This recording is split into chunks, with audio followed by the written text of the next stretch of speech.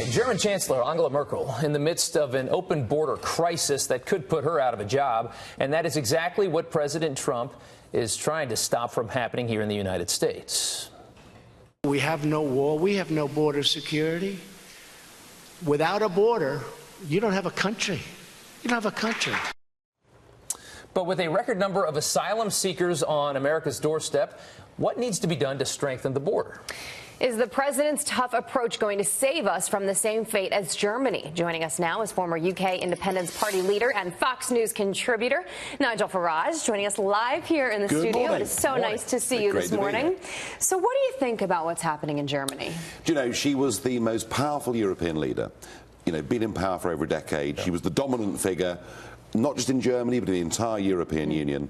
And one decision has completely ruined her career and her legacy. And it was, I think, the worst decision any Western leader has taken in modern times. As many of you as want to come, can come. Over 1 million people came into Germany. And, you know, we've now seen in the last 4 years over 1,000 people in Europe killed or maimed by refugees coming into these countries. And a new party in Germany has emerged. It's called the AfD, the Alternative for Deutschland. It's getting near 20% in the polls, and it's put the absolute fear of God into the establishment. Now, she's got 2 weeks to try and convince the European Union to change direction. But it's a bit rich, isn't it? For the person who opened the door to say to the rest of Europe, it's time to get tough. She's finished.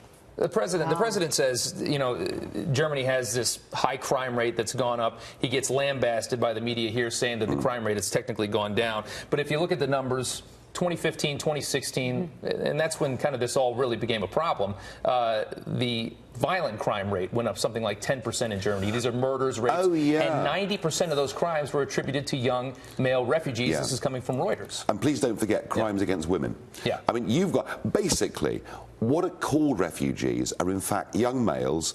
80% of them are under the age of 30.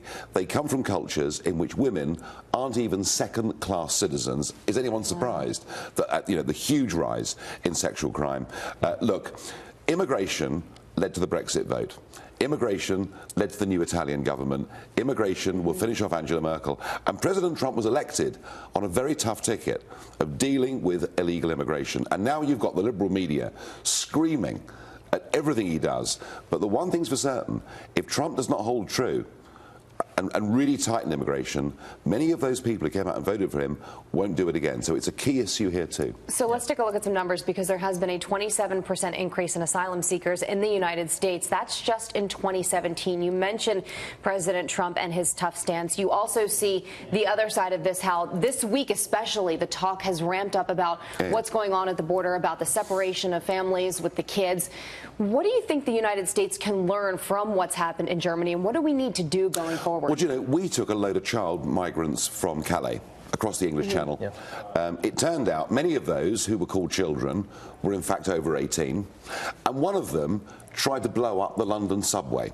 So it's very easy to be compassionate, but you've got to understand that in the case of America and these borders, many of these children are actually being used as a means to get other people in, many of whom aren't even their families. Trump has got to stay tough on this and ignore all the screams coming from the liberal media.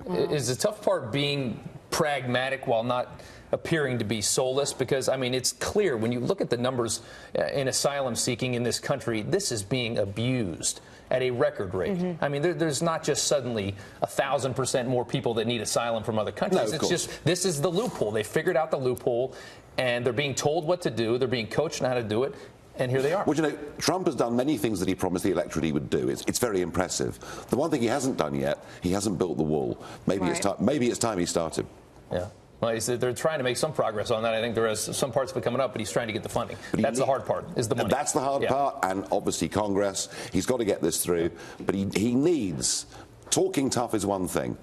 Delivering is what really matters. Talking and acting. Absolutely. Nigel Farage, great to have you here with us. We appreciate it.